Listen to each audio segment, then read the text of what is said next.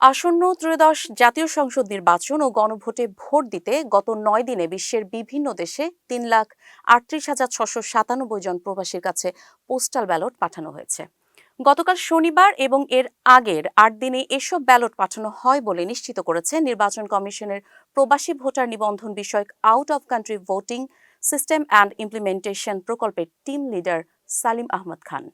সালিম আহমদ জানান, দেশে অবস্থানরত সরকারি চাকরিজীবী, নির্বাচনী দায়িত্ব পালনকারী কর্মকর্তা এবং আইনে হেফাজতে থাকা ব্যক্তিদের ইন কান্ট্রি পোস্টাল ভোটে নিবন্ধন সংখ্যা ১০ লাখ পর্যন্ত হতে পারে।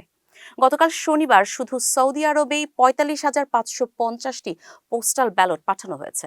এর আগে গত শুক্রবার বিভিন্ন দেশের প্রবাসীদের কাছে পাঠানো হয় ৫৭,৩৬০টি ব্যালট। এর মধ্যে সৌদি আরবের সর্বোচ্চ ২২,০০০ পোস্টাল ব্যালট পাঠানো হয়।